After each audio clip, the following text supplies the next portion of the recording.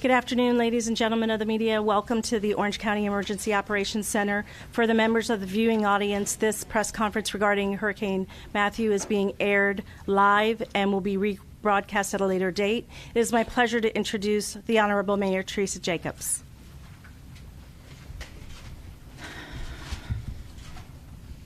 Thank you. Welcome, ladies and gentlemen. Let me start with a sigh of relief. We were, to be quite honest, quite nervous yesterday afternoon. We've been watching this storm grow in intensity and size and threat. And yesterday afternoon, when we understood it was veering a little bit further to the west, we were on high alert. We issued a curfew, and for anyone who is questioning whether what they've been hearing from the media was a legitimate concern, I want to reinforce this. Every indication that we had from every weather service out there indicated that this could be a very dangerous threat to Orange County. This is one of those cases where we were very fortunate and dodged a bullet. When at about 11 o'clock, the reports came in that the storm was shifting to the east. And I think I've said one thing throughout, and that is hurricanes are unpredictable. The most important thing that we need to do is to make sure that each of us are prepared, and I could not be more proud of the citizens here in Orange County for how seriously they took this. Let me give you a couple of examples. We had over 1,400 people who took refuge in Orange County shelters. That does not include the people that left to stay with loved ones, family members that were living in mobile homes or other places that may not have sustained the winds. So thank you, one and all, for making sure that you and your families were well cared for. 80 of those individuals with special needs were housed at two of our special needs shelters. And I had the opportunity to visit with a shelter last night. And I have to tell you that the care that they received from the shelter workers, not just care, but compassion, was unmeasured by anything I've seen. It was very, very helpful to the folks that were there. And if it hadn't been for them being there, I fear that we may have lost some of those people. So we are very grateful to our shelter workers. We're extremely grateful to our citizens. We also issued a curfew, and I'm going to let the sheriff speak to that. But by and large, the overwhelmingly positive response to that curfew is also something I'm enormously proud of with this community. You allowed us to do what we needed to do, to be on the streets without traffic congestion, and you made sure that you and your loved ones were safe by staying in your homes. So thank you for that. We did lose power by standards of the coast, nothing comparable, but we have 65,355 residents without power as of 1 o'clock today. Duke Energy and OUC are working hard to restore service as quickly and as safely as they can. If you need more information, I would encourage you, if you have access to the internet, to go to Duke Energy or OUC via the internet or call them directly for more information. A word of caution, those that are without power but are able to hear this message, if you are using generators, please, please be careful that your generators are placed outside, not in your house, not in your garage. They need to be outside in a well-ventilated area. We saw lives lost during Andrew when people were using their generators, and I want to make sure that everyone is aware of the dangers of the gas that can be put out by generators. So be cautious about that. When your power comes back on, be cautious about using any food that's in your refrigerator. Okay, sounds like the mom is coming out of me, but sometimes we forget about those little things. So use extreme caution with your family, and I've said it before, but if you have debris around your house and you're cleaning up, please be really careful with your own safety and protection. With that said, we are lifting as of 2 o'clock, which was about 7 minutes ago, the curfew for Orange County, for all of Orange County. Having said that, I'm going to say what I said yesterday before we put the curfew in. Use extreme caution. We still have some power lines down. We still have a few intersections where the traffic signals aren't working. The overwhelming majority of them are functioning. We still have some trees and debris that may be on the roadways. We've gotten all of our teams out to do what we call windshield visits to make sure that we're trying to see what the hazards are in the roadway. Things are looking relatively good, but you need to use extreme caution when you're driving around during this intermittent time before we have everything cleaned up. And if you do see additional concerns or you see any obstructions that you think we need to know about, please call 311 and report it so that we can respond as quickly as possible. Again, I want to thank our citizens, but I also want to recognize our emergency responders, our emergency management team that has been here with me working throughout the night. And I also want to, as I mentioned before, recognize our shelter teams that have been there for those most in need. And I want to thank the role of the media. You guys have been outstanding. And every time we have a crisis or an emergency, we have some of the best local media teams in, I think, the country. So thank you for your dedication to our citizens. And now it's my pleasure to call on our Sheriff, Jerry Demings, for an update from his perspective. Again, thank you, Mayor. It has been a privilege to work with such an extraordinary team of professionals who are the first responders here and others to help ensure the safety of this community. I'm going to talk a little bit about putting our community back together now so that our citizens can return to some sense of normalcy. We have been working now with our theme parks and other businesses now to try to get them back open, and the curfew is certainly going to be very important to allowing the employees to return back to work during the coming hours. We are going to continue our patrols throughout Orange County. There's still a number of businesses that are closed. I want to reassure those business owners and residents who did evacuate that we are going to continue patrolling their neighborhoods.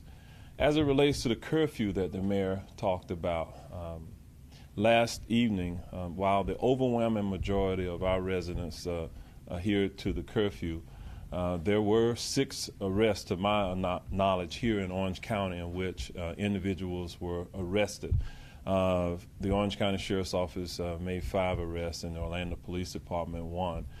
Including 2 individuals who were out trying to burglarize businesses. We said to everyone that if you didn't stay in, we were not going to allow our environment, our community, to be one where individuals would go out and prey upon innocent people here. And so, sadly, 6 individuals did get arrested.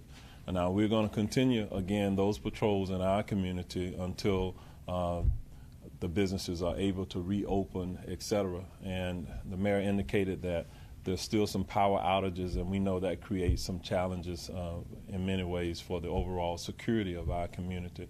So we're here to, again, be the type of first responders and law enforcement agencies that you will have us to be. We appreciate the fact that you listened and you heeded our warnings, if you will, in the direction that was given. That is really the kind of community that we have here in the metropolitan Orlando area. So we do thank you for that. And having said that, I believe I'm turning it over to the fire chief. Is that right, Mayor? Okay, yes. Good afternoon, and I want to reiterate some of the things that have been said today.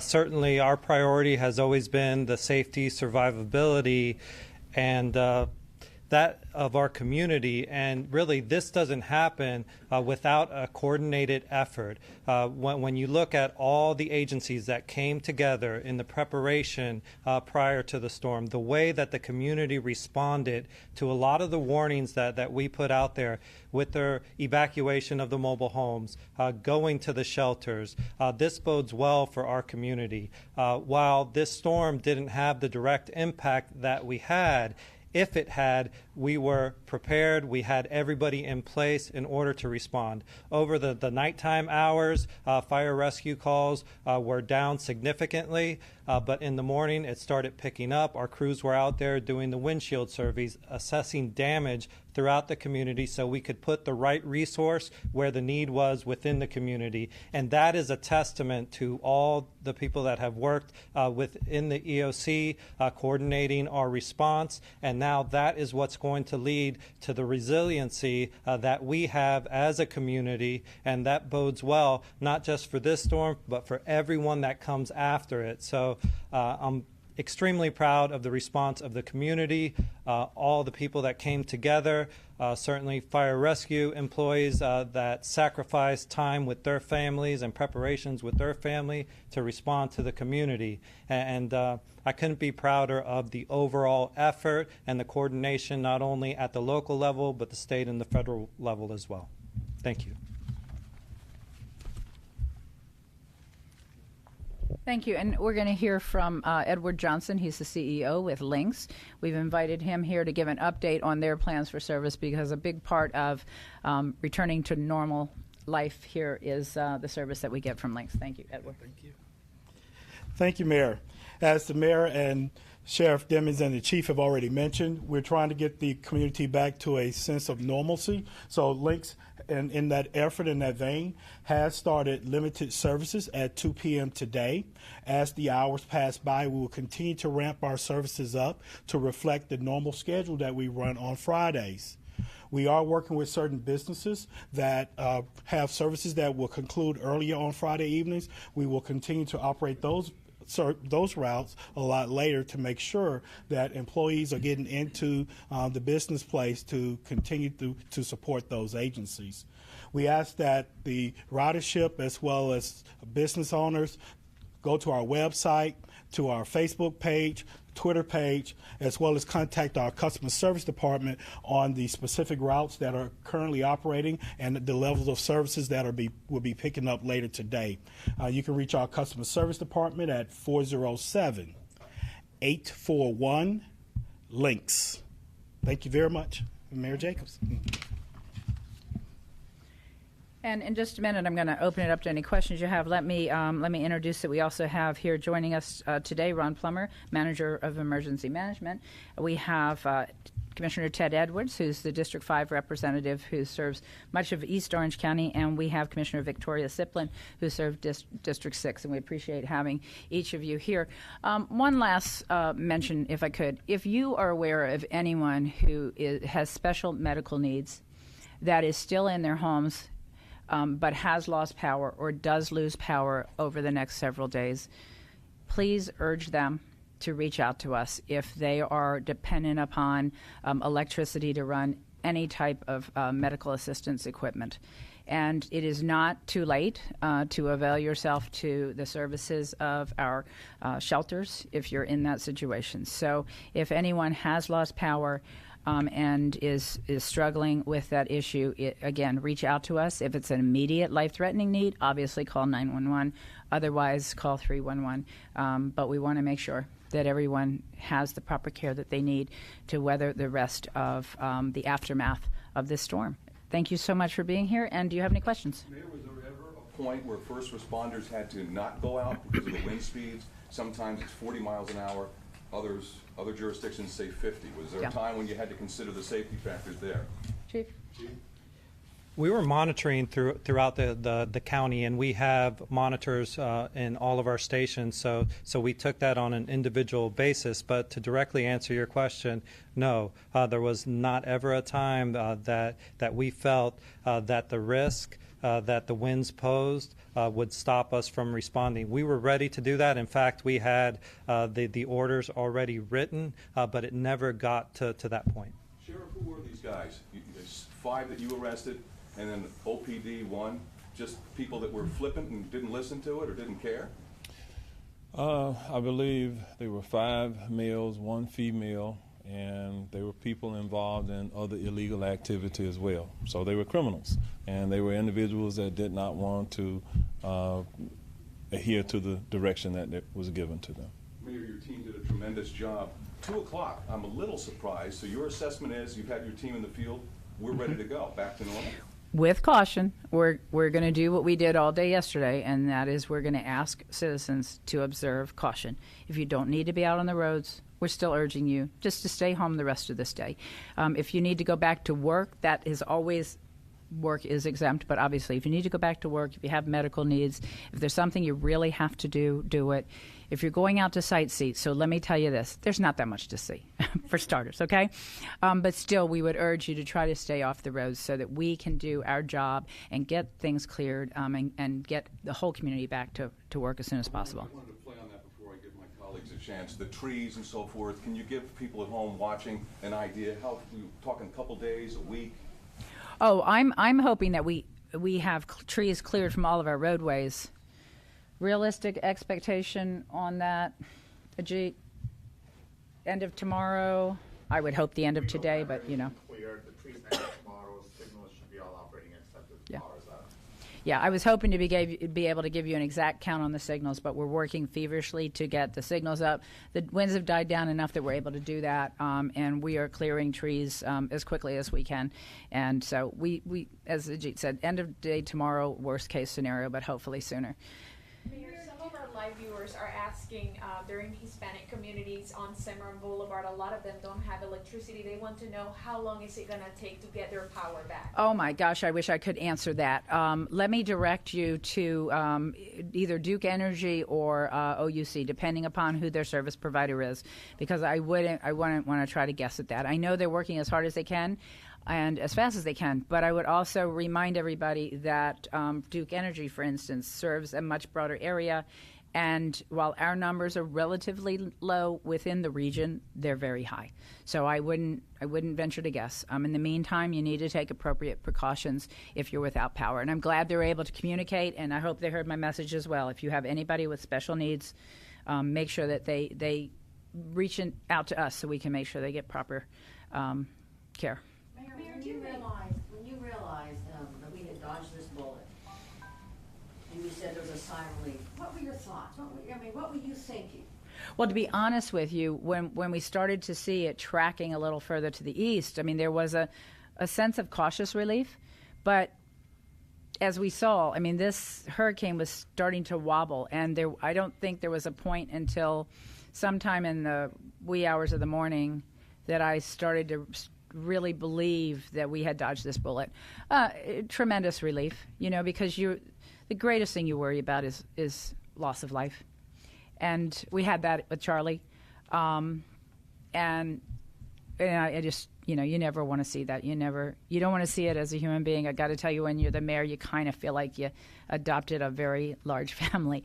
And I take every one of those lives really seriously. So I was enormously relieved. Yeah, and when I went to the special needs shelter and saw so many people there where they were supposed to be, some with very, very small children, some very old, all in amazingly good spirits and all having incredibly good care, felt really good to know that we have the kind of community that responds the way they're supposed to. Thanks for asking. Yes? I understand that this is not necessarily the government's purview, but do you have any sense for when businesses might be opening again and when gas might be available in the area, that sort of thing? My expectation is, now that we've listed this curfew, I would imagine that you will see that happening pretty quickly. So my expectation is that most businesses want to get back to earning a living for their employees, so I think they'll be back to work pretty soon. Certainly by the end of the day, I would think most would be. Can you give us a sense of what kind of damage there is and where are the hardest hit places? It's interesting because, for instance, I didn't get a lot of sleep last night. For instance, the power outages are spread throughout. I mean, they're definitely a little heavier on the east, but they are fairly sporadic. We didn't see, intense concentrations. So as we expected, more damage on the east, but there's, it's pretty consistent. Again, it's a lot better than we anticipated, and I'm very relieved. The only message, I'm going to say it, if we have another hurricane, don't look back at this and say, it's not a real threat, because I've been through that, and just when you get complacent is when you get a very bad awakening to reality. So yes, ma'am. How does this hurricane compare to Charlie? You mentioned you had loss of life from Charlie. I was talking with a Park, and they said Matthew, they survived it so much better than Charlie. Yeah, for Charlie, one of the huge problems, we had a great deal of rain. We also, though, had a tree canopy.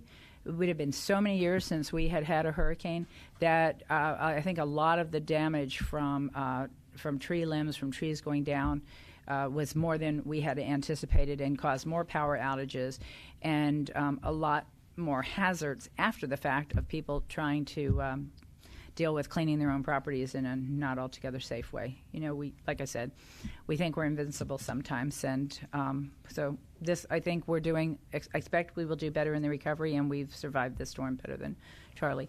Any other questions? Any surprises, problems? I mean, it worked so efficiently, but you've learned from '04, obviously. You and I worked together when you were Absolutely. commissioner, remember? Oh my gosh, do you remember it? Yeah. Amazing. And Ajit Lachandani was our county administrator, and he has put so many things in place as a result of 2004. I mean, the relationships, the connections, the information flow is infinitely better than it was coming into 2004. And I give him 100% of the credit for pulling that together. But you know what? We will debrief next week, and we'll look at what didn't work just as we needed it to, and we'll continue to work on improving it. Does anything come to mind? Anything you weren't happy with, you could have done better? Or, I know you're doing it on the fly, obviously. Yeah, you know, just always making sure that if a phone call comes in, that it gets responded to appropriately, that the adequate resources are there to meet people's needs in a timely fashion. You know, there's always room for, the intercommunication. I mean, it's amazing. Sometimes you over-communicate, and we have 5 or 6 different calls coming in to different people, all in the same question. We saw that some today. So I think 90% of what I would say we continue to work on is communication and trying to make it as efficient as possible so that we don't drown in our own communication tools. Thanks, Mayor. Thank you. Thank you. Please. Jerry. Traffic, once everything opens up, is going to be a big issue, especially explain to everybody if they come to an intersection where the lights are out and we don't have mass mayhem at the major intersection. Well, that's why our citizens do need to continue using caution when they move about. I believe there's just a few number of intersections where the lights are out. In some of those intersections, they may see law enforcement officers from throughout the region who are dedicated to those areas to assist in that process to ensure that they're able to motor through the community safely. So we'll be out and about. So it's not quite over yet, but again, I think we hope for the best in this case, and that's what happened. I think the follow-up question is that for some of us who've been around through the hurricane before, and it was something new to us, the first rule was use it as a 4-way stop, yes? That is correct. If the traffic signal is out, you should use it as a 4-way stop, and we all know how that works in our community. So whoever gets there first, if we can be courteous to the other motorists on the roadway, allow them to move through safely. So we're all in a much better position if we do that. Okay, thank you. But that is a great question, and you never want to correct the sheriff. But when he says we all know that, I'm amazed at the number of people that don't seem to know right now how to navigate a 4-way stop in general. So it is important that we all, because we get so far away from those tests that we took when we were 15 or 16, that we remember how this works. So thank you for asking. Any last questions? All right, wonderful. Thank you so much for being here. Thanks so much. This concludes our broadcast. Thank you.